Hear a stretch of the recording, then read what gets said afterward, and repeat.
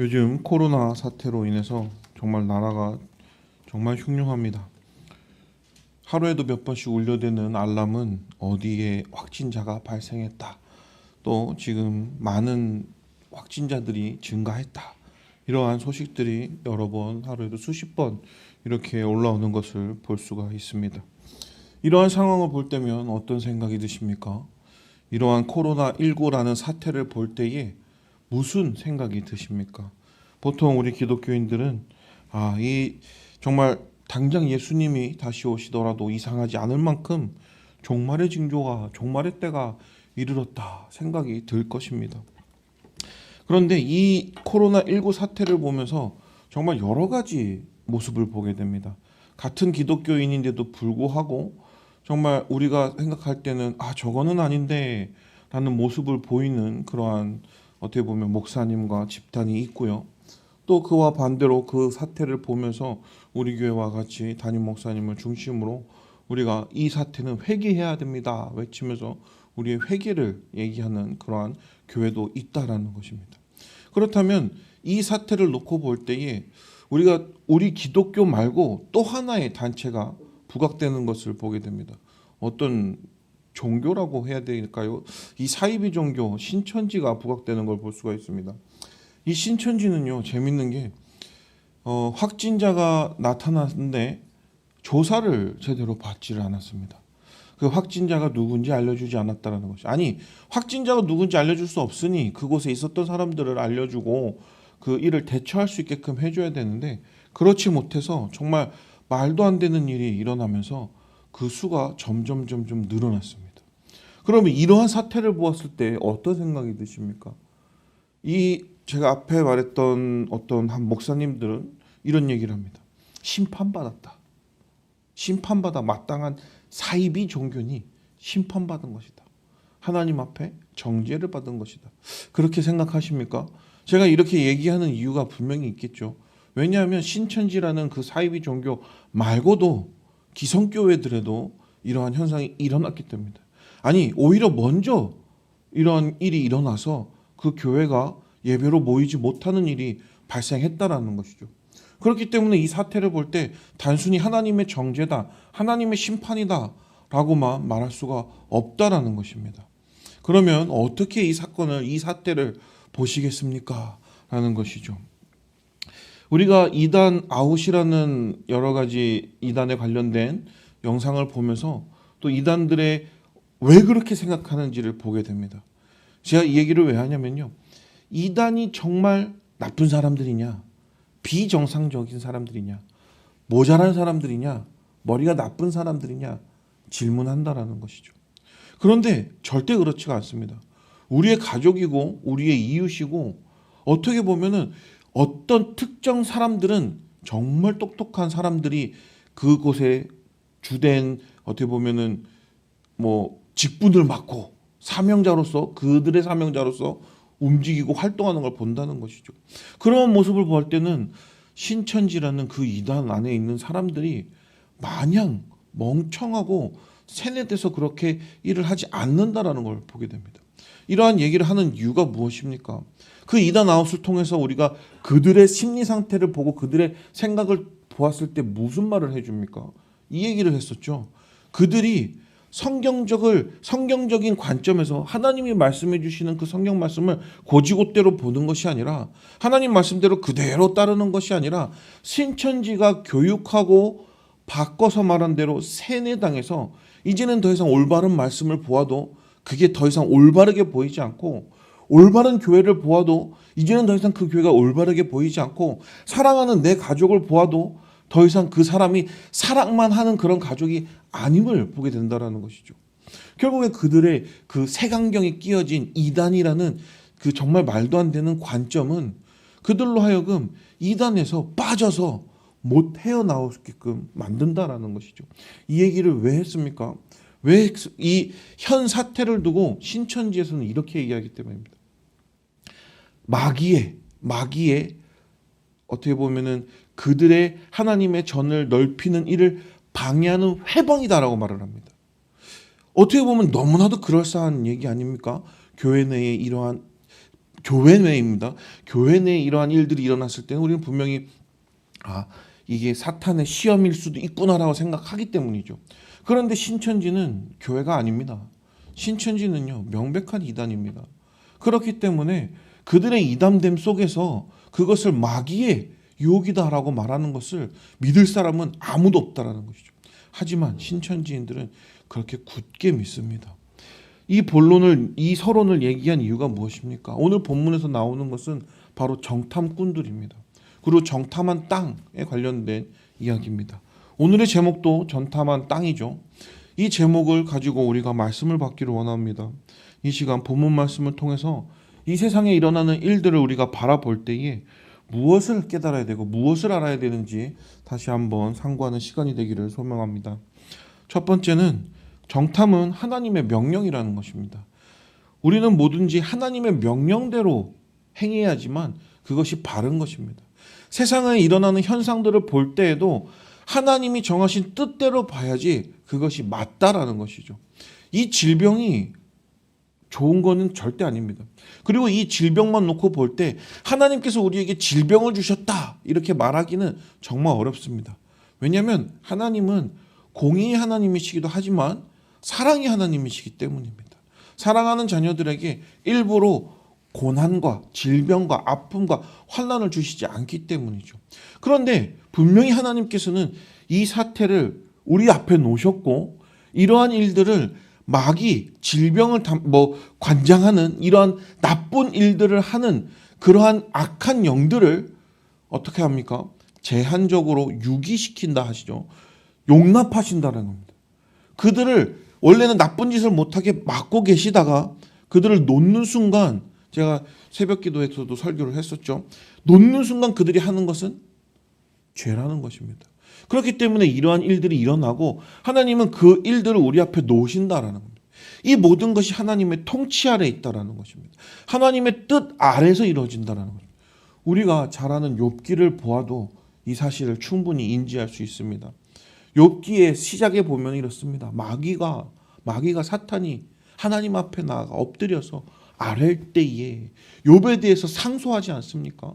분명히 저 사람은 많은 것을 가지고 있고 풍족하기 때문에 하나님을 섬기는 것입니다. 하지만 그런 것이 다 사라지고 나면 분명히 하나님을 저주할 것이고 하나님을 떠날 것입니다. 그럴 때 하나님께서 하시는 말씀이 내가 행하라. 하지만 욥의 목숨은 절대 취할 수가 없다. 딱 못 박아 두시죠. 그 고난은 하나님의 허락이 있어야지만 시작될 수 있었고 그 사탄도 하나님의 허락이 있어야지만 움직일 수 있다는 것입니다. 이러한 명백한 사실들을 볼 때에 작금에 일어나는 이 현재 사태는 어찌됐건 하나님의 뜻 가운데 있다라는 것입니다. 이 뜻 가운데 있을 때 우리는 어떻게 보아야 합니까? 우리 지금 본문 말씀을 보면은 조금 앞쪽으로 넘어가면 이렇습니다. 민수기 13장 1절과 2절 말씀을 읽어보겠습니다. 함께 읽겠습니다. 여호와께서 모세에게 말씀하여 이르시되 사람을 보내어 내가 이스라엘 자손에게 주는 가나안 땅을 정탐하게 하되 그들의 조상의 가문 각 지파 중에서 지휘관 된 자 한 사람씩을 보내라. 지금 말씀을 보면은 알다시피 가나안이라는 그 땅을 눈앞에 둔 상태에서 하나님께서는 정탐꾼을 보내라고 명령을 하십니다. 이게요, 추후에 어떻게 작용할지는 상관이 없습니다. 지금 상관이 없다라는 것은 다른 걸 말하는 게 아니라 하나님의 명령은 보내라라는 겁니다. 보내라. 하나님께서는 그 정탐꾼을 가나안 땅으로 보내서 그들로 하여금 보게 하시기를 원하셨습니다. 우리가 다 아는 대로 지금 현재 어떤 배경이냐 하면 이스라엘 백성이 출애굽을 하여서 광야길을 빙 돌아서 가나안이라는 목적의 땅 앞에 눈앞에 둔 상황이라는 것입니다. 얼마나 기쁘겠습니까? 이제는 하나님이 축복하신 땅 가나안에 들어가기만 하면은 된다라는 겁니다. 그 기쁨의 순간 앞에 하나님이 갑자기 그들로 하여금 정탐하고 들어가라. 정탐하고 취하라 라고 명령을 하신다는 것이죠. 조금 의아할 수도 있습니다. 왜 하나님께서는 굳이 정탐하라고 명령을 하셨을까? 의구심이 들 수도 있습니다. 하지만 이것은 모든 전체적인 내용을 볼 때 우리가 분명히 깨달을 수가 있습니다. 첫 번째로 하나님께서는 이 목적을 무슨 목적으로 보내셨냐 하니 하나님을 믿고 확신한 신앙을 갖기를 원하셨다라는 것이죠. 광야에서 여태껏 인도하셨으니 약속하신 그 땅에 들어가서도 하나님을 믿고 신앙하는, 하나님만을 섬기는 백성이 돼야 된다라는 것을 하나님께서는 그들이 알기를 원하셨다라는 겁니다. 제가 이렇게 말하는 데는 다 이유가 있습니다. 그리고 둘째로는 하나님을 의지하기를 원하셨다라는 겁니다. 이 정탐꾼의 목적은 무엇이었냐면 가면요, 세세한 것을 보게 됩니다. 거기에 모든 상황을 보게 되죠. 그때 하나님께서는 그들로 하여금 그것을 딱 보았을 때 무엇을 느끼게 하시느냐면 그 모든 것을 딱 눈앞에 두고 하나님을 의지하게끔 원하셨다는 겁니다. 어떤 좋은 것이 있던, 어떤 힘든 것이 있던, 어떤 상황이든 간에 그것 상황과 상관없이 늘 하나님을 의지하기를 원하셨다는 것입니다. 그래서 하나님은 12정탐꾼을 보내신 것입니다. 그들로 하여금 보아라 이것이죠. 그래서 어떻게 됩니까? 그 12정탐꾼은 진짜로 봤습니다. 거기에 일어난 일들을 봤습니다. 그리고 하나님이 보내신 그대로 가서 행동을 합니다. 여기까지는 하나님의 말씀을 순종하며 따른 것이죠. 하나님의 말씀대로 행한 것입니다. 하지만 재미있게도 결과는 정말 엉뚱하게 나옵니다. 지금 우리는 이 말씀을 통해서 무엇을 보게 되냐면요, 하나님께서 지금 이 상황을 우리 눈앞에 두신 것에는 우리에게 분명한 이유가 있다는 겁니다. 우리가 이 분명한 이유를 알기 위해서는 하나님의 뜻을 알아야 됩니다. 하나님의 뜻을 알기 위해서는 말씀을 읽고 깨달아야 된다는 겁니다. 그랬을 때 지금 이 사태가 무슨 사태인지를 보게 되는 겁니다. 지금 밖에 돌아다녀 보시면 아시다시피 모든 사람이 마스크를 착용합니다. 그리고요, 예전에는 정말 많았을 오락시설, 특히 PC방이라든지 이런 곳에는 정부에서 뉴스로 가지 말라 이렇게 얘기할 정도로 사람 많은 곳에는 못 모이게 합니다.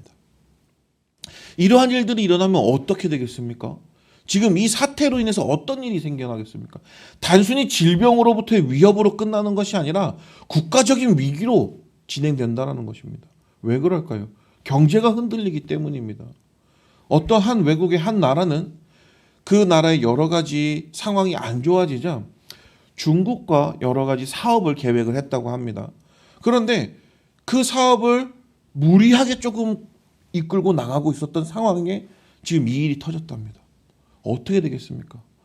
더 심각한 이 문제를 돌파하기 위해서 중국과 수교를 맺고 여러 가지를 개방을 하고 항구를 아예 맡기고 그러한 일들이 일어났는데 지금 중국과 아예 무역은커녕 왔다 갔다 하지도 못하는, 교류조차 없어지는 지금 상황에 이르고 나니 그 나라는 지금 경제적인 위기에 놓여 있다는 것입니다. 이러한 코로나 사태로 인해서 단순히 바이러스로 인해서 우리만 조심하면 되는, 나만 조심하면 되는 그 상황을 떠나서 전체적으로 나라가 흔들리는 이러한 상황 속에 있을 때 무엇을 보시겠습니까? 라는 겁니다. 어떤 사람들처럼 마스크를 비싸게 팔아서 한몫 챙기시겠습니까? 이게 하나님께서 원하시는 것입니까? 우리는 이 사태를 볼 때 무엇을 보아야 되냐면요, 하나님이 왜 이런 상황을 주셨는가입니다. 우리는요, 이것에 대한 정답을 너무나도 잘 알고 있어요. 영천교회 다니시는 것을 감사하셔야 됩니다. 왜냐하면요, 확실하게 담임 목사님을 통해서 하나님이 비전을 보여주셨거든요. 회개해야 된다로 나오지 않습니까? 우리가 지금 해야 될 것은 말씀을 보아라.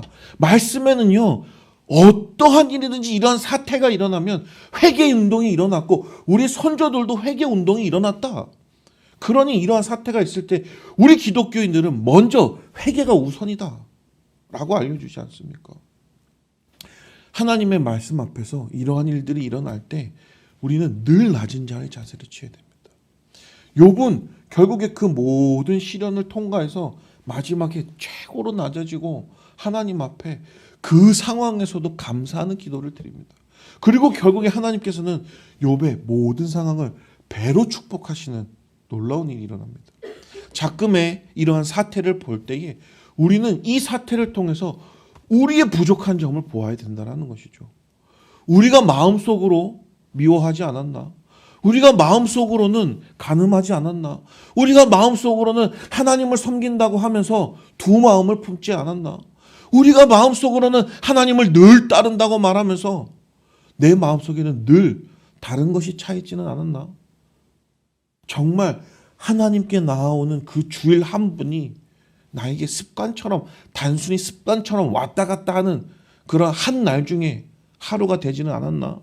정말 생각해 보셔야 됩니다. 이러한 사태가 일어날 때에 더욱더 내 신앙을 점검하셔야 된다.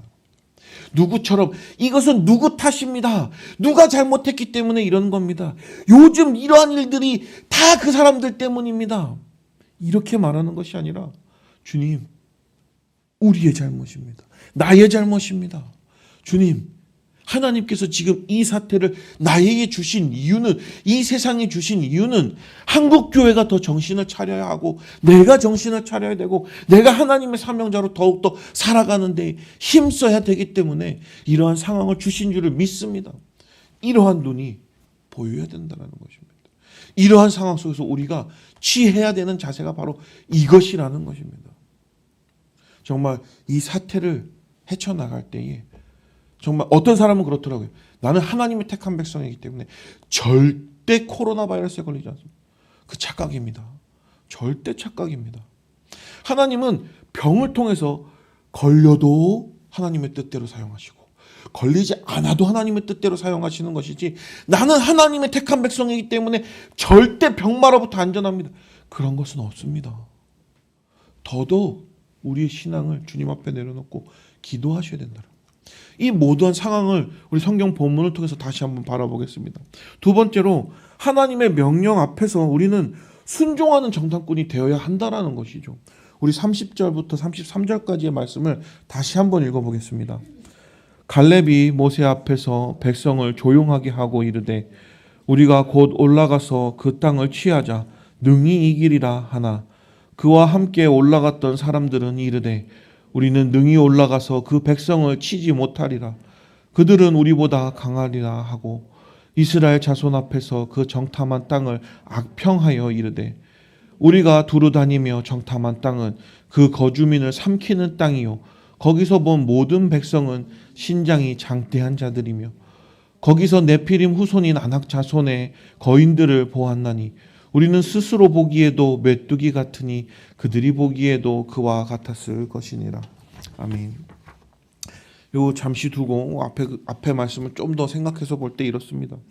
하나님의 명령대로 12지파의 각 사람의 대표를 뽑아서 12명의 정탐꾼을 보냅니다. 단순히 짧은 기간에 보고 오는 것이 아니라 40일이라는 충분한 기간을 두고 가나안 땅이 어떠한 땅인지 두루두루 살피며 모세가 명한 대로 세세하게 봅니다. 모세가 구체적으로 명령한 것은 이랬습니다.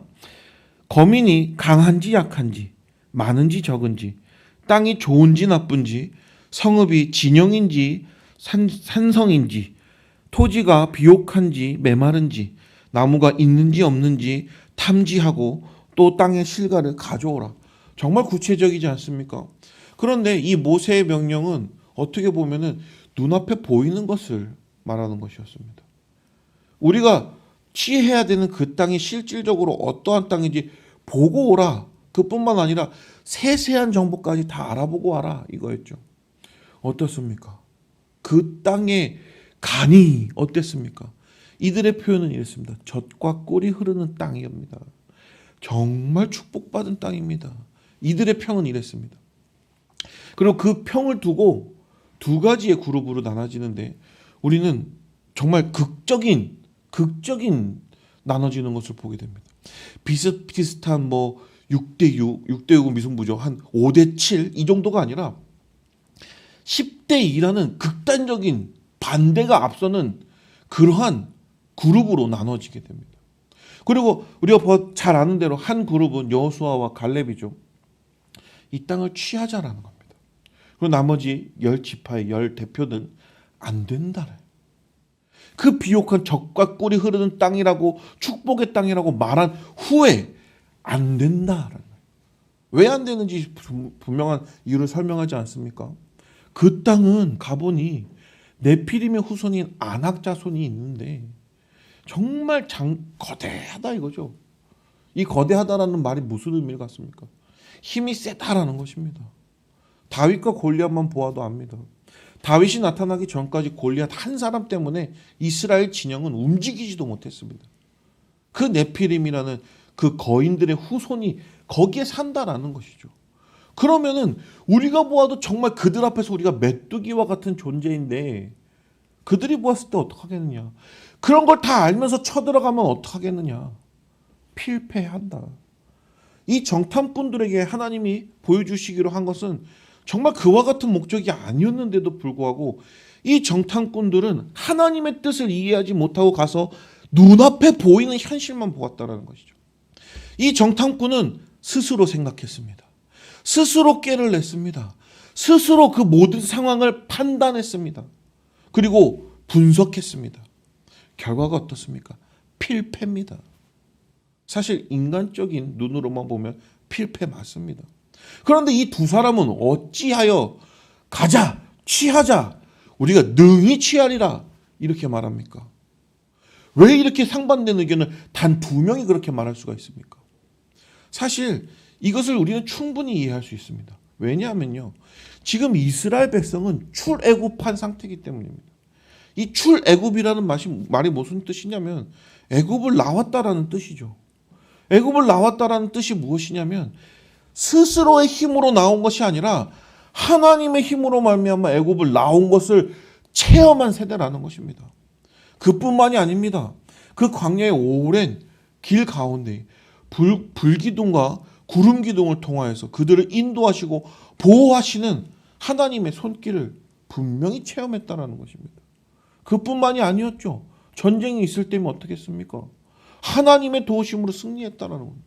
그러한 하나님의 도우심으로 말미암아 모든 것이 되는 것을 분명히 체험한 세대라는 것이죠. 그런데 결론은 무엇이었습니까? 안 된다. 10명. 된다. 2명. 이 10명은 하나님의 그 권능을 의심한 것입니까? 이 10명은 도대체 왜 똑같은 체험을 했음에도 불구하고 다른 결론을 내게 되는 것입니까? 이들은요, 하나님의 뜻을 보지 못했기 때문입니다. 하나님의 백성으로 살고는 있지만 하나님의 뜻을 알지 못하고 살아가는 무지는요, 이러한 결과를 맺게 돼 있다니까요.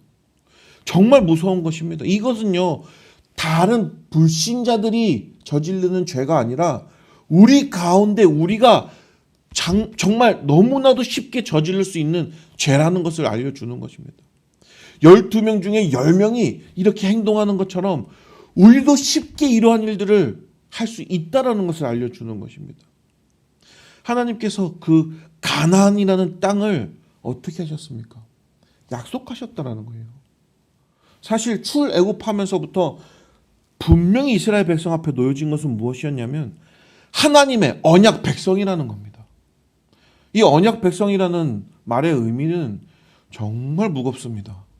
아브라함의 하나님, 이삭의 하나님, 야곱의 하나님이라고 믿는 그 하나님이 선조 아브라함 때부터 약속하신 그 모든 것들이 이루어지는 언약 백성이라니까요. 그 말 뜻이 무엇이냐면요, 하나님이 주시기로 작정하신 것은 반드시 주신다는 거예요. 하나님이 계획하신 것은 반드시 이루어진다는 거예요.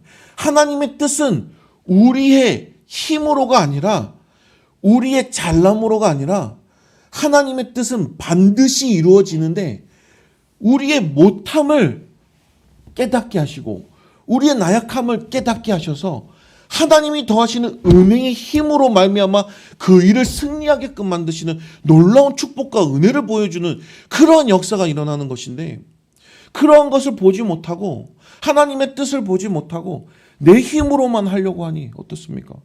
당연히 못합니다. 내 힘으로만 하면은 될 수 있는 게 없습니다.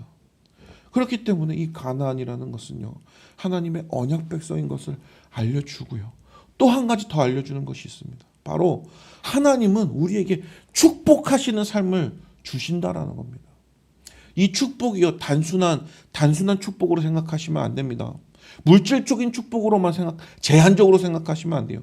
물질적인 것, 축복인 것도 맞습니다. 하지만 더 나아가서 무엇을 생각하셔야 되냐면요. 하나님께서 인도하시고 출애굽시키시고 그 땅에 보내신다라니까요. 이 모든 것이 하나님의 뜻 가운데 있고 그 축복이, 그 언약이 우리에게 이루어진다니까요. 이루어지는 것을 체험하는 우리의 삶이 바로 축복인의 삶이라는 것입니다.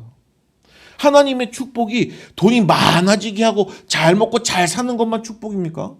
아니라는 겁니다. 그것은요, 그냥 따라오는 거예요. 그냥 따라오는 거. 이 가나안 땅이요, 젖과 꿀이 흐르는 아름다운 땅이지만 하나님께서 이 땅을 보여주실 때 왜 정탐꾼을 시켜서 이 땅을 보게 했습니까? 하나님이 함께 하신다는 것을 보이시기 위해서 하신 것이지, 이 땅을 너희의 힘대로 정말 좋은 것들이 많으니 꼭 취해라, 이런 것이 절대 아니라는 것입니다. 하나님을 믿고 의지하고 순종하고 나아가면은 하나님의 뜻대로 이루어지는데, 하나님의 힘으로 말미암아 우리에게 이루어지는데, 그 축복의 삶이, 그 부수적인 것들은, 젖과 꿀이라는 것들은 따라오는 것이에요. 왜냐하면요, 지금 가나안에 들어가는 것이 하나님의 뜻이라니까요. 그 넓은 지경을 정말 하나님이 이스라엘 백성에게 허락하시고 그 삶의 터전으로 삼으셨기 때문에 그 땅에 들어가는 것이라니까요. 정말 이 가나안이라는 것은요, 어떻게 보면은 하나님의 언약과 동시에 축복이라는 것입니다. 그렇기 때문에 꼭 들어가야 되는 것이에요. 꼭 하나님의 말씀대로 행동을 해야 되는 것입니다. 그런데 제가 말했던 2사람 말고 10사람은 어땠습니까? 반대한다는 거죠. 반대하는 정도가 아닙니다. 악평을 합니다. 악평을. 그 땅에 들어가면은 들어가지도 못하고 필패합니다. 그리고 또 한 가지, 여기서 말하는 게 그겁니다. 만약 취하더라도 생각을 해보십시오. 이렇게 젖과 꿀이 흐르는 땅을 그 주변 나라들이 가만히 두겠습니까? 우리 이스라엘 군사가 만약에 이 땅을 취해서 이겼을지라도 너무나도 많은 병사들, 군사들을 잃어버렸을 것이고, 그때를 틈타서 쳐들어오는 군사들을 절대 막을 수가 없을 것입니다. 결국에 이 땅을 취해도 문제가 되고 취하지 못해도 문제가 되는 이러한 상황입니다. 악평을 한다는 거죠. 하나님의 뜻은 보이지가 않고, 하나님의 축복은 보이지가 않고, 하나님의 약속은 보이지가 않고 악평을 한다는 것입니다. 지금 이 사태를 두고, 지금 현재 일어나는 코로나19 사태를 두고 어떻습니까? 좀 불평불만할 수도 있어요. 정말 이게 발빠른 대처가 있었으면 이렇게 안 됐을 거 분명합니다. 그런데요, 이것을 보고서는 지금 눈앞의 현실만 보고 분명히 이것은 우리에게 하나님이 회개하라는 뜻이고 하나님이 이루실 일이 있음에도 불구하고 그것을 보지 못하고 우리는 이런 일이 일어났으니까 이런 무능한 다른 사람을 욕하지 않습니까? 그게 아니라는 거예요. 그게 잘못됐다라는 거예요. 그렇기 때문에 우리는 이 사태를 두고 볼 때에 정말 순종하고 믿음으로 나아가는 그 2명의 정탐꾼이 되어야 한다라는 것입니다. 우리는요, 하나님의 말씀이 딱 우리에게 주어졌을 때 순종하는 길이 사는 길입니다. 불순종하는 길은 죽는 길이에요. 어떻게 됐습니까? 결국에 이들이 천국과 무관합니다. 천국을 얘기하는 것이 아닙니다. 하나님의 약속한 땅 그 가나안에 들어가는 인원은 결국에 모든 사람이 아니라 여호수아와 갈렙과 새로 난 사람들입니다. 새로 난 그 다음 후세대 이스라엘 백성이라는 것입니다. 모두가 들어가지 못했습니다. 불순종한 죄는요, 하나님이 주신 그 축복을 맛보지 못하고 광야에서 죽어가는 인생이 된다는 겁니다. 잘 생각하셔야 됩니다. 구원이 우리의 행위로 인해서 변경된다, 이 말하는 거 절대 아닙니다. 구원을 놓고 얘기하는 것이 아닙니다. 하나님의 말씀에 순종하냐 순종하지 않느냐를 얘기하는 것입니다. 우리는 배운 대로 하시면 됩니다. 배운 대로. 정말 의인으로서 천국에 가는 것이 아니라 죄인인데 회개함으로 천국에 들어간다는 것이고, 죄인임에도 불구하고 예수님의 그 십자가 보혈로 회개할 때 하나님이 의롭다 칭함으로 우리를 천국으로 보내주시는 것이고, 들여보내주시는 것이고, 받으시는 것이고, 그렇다라는 것이죠. 우리들 중에 한 명도 죄인이 아닌 사람이 없음을 기억하셔야 됩니다. 그렇기 때문에 자꾸만 이 말씀은 우리에게 어떻게 보면 큰 시험과 함께 큰 깨달음을 주는 것입니다. 사랑하는 영천교회 성도님들, 정말 우리가 이런 일들을 바라볼 때에 정말로 회개하셔야 돼요. 이런 일들이 일어날 때에 뭔가 어떤 일들이 주위에 일어나고 심상치 않는 조짐이 보일 때에 제일 먼저 하는 게 교회에 나와서 무릎 꿇고 기도하셔야 돼요. 우리 누가복음에 보면은 다 나와 있습니다. 예수님이 다 가르쳐 주셨어요. 종말의 때가 이르면 환난의 징조가 나타난다. 나라가 나라를 대적하고 사람이 사람을 공격하고 큰 지진과 역병과 전염병과 정말 말도 안 되는 교회를 핍박하는 세력과 이런 것들이 일어난다. 이런 일들이 안 일어나는 것이 아니라 이런 일들이 일어난다라는 거예요.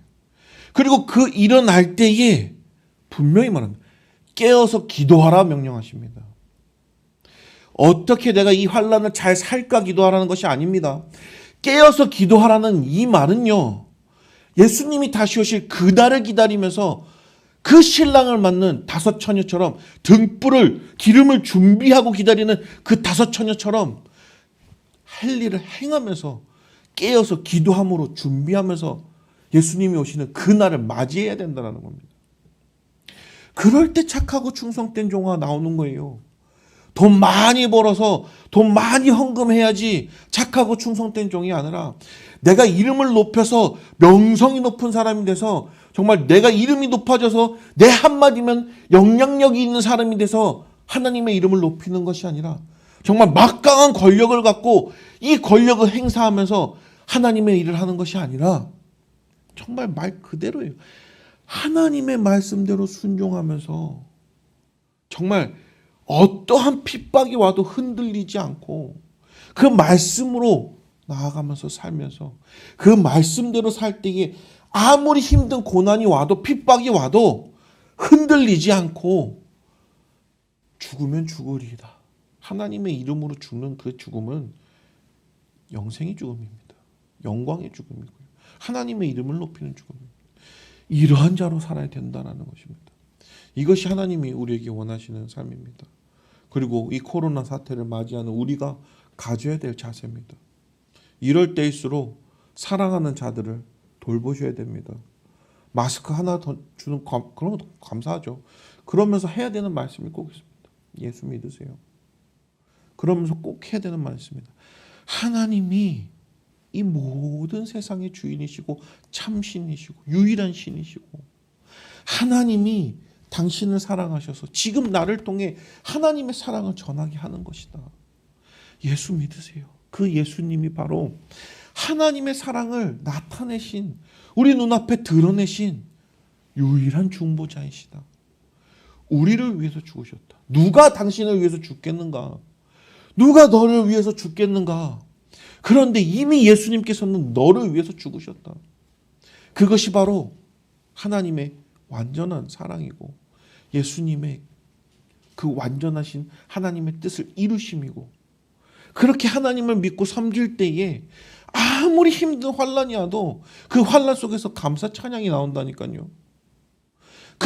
그 상황 속에서 기쁘다니까요. 어떻게 그럴 수가 있습니까? 우리 타이타닉호를 보아서도 알지 않습니까? 정말 모두가 죽음을 피해서 보조 그 조그만 배에 올라타려고 할 때 끝까지 그곳에 남아서 찬송가를 연주하던 그 악단들 왜 그렇게 했습니까? 내가 거기서 죽어도 하나님 앞에 가니 두려움이 없다. 그겁니다. 환난을 만날 때에 기뻐하십시오. 왜 그러냐면요. 그 환난을 통해 하나님의 영광이 드러날 것이고요. 그 환난을 통해 우리의 신앙이 성숙해질 것이고요. 그 환난을 통해 우리를 사용하심으로 하나님의 구속사적 계획이 이루어지기 때문입니다. 우리는요. 구속사적 관점을 가진 사람입니다. 그 신천지가 말하는 이단의 관점하고는 완전히 상반되죠. 나를 위해서 어떤 사람을 신격화해서 그렇게 절대 아닙니다. 오직 하나님이고요. 오직 예수님이고요. 오직 성령님이고요. 오직 말씀이고요. 그렇게 살아갈 때에 지금 이 만난 환난도 기뻐함으로 넘어갈 수 있는 것입니다. 그리고 이 모든 것을 우리가 증거해야 됩니다. 정말 안부를 물으십시오. 주위에 있는 사람 이때 더 안부 묻기 좋지 않습니까? 문자하기 좋지 않습니까? 괜찮은가 물어볼 수 있는 거 좋은 때 아닙니까? 그동안 연락하지 않았던 사람들에게도 연락하십시오. 그리고 꼭 하십시오. 기도합니다. 기도합니다. 하나님이 함께 하시길 기도합니다. 그것이요 우리가 해야 될 일이고 우리가 갖는 소망인 것입니다. 정말 이러한 삶을 살아가실 때 이 모든 환난 속에서도 하나님이 보호하시고 인도하시고 뜻대로 사용하시고 하나님의 이름을 높이는 온전한 사명자로서 살아가시는 성도님들의 삶이 되기를 소원합니다.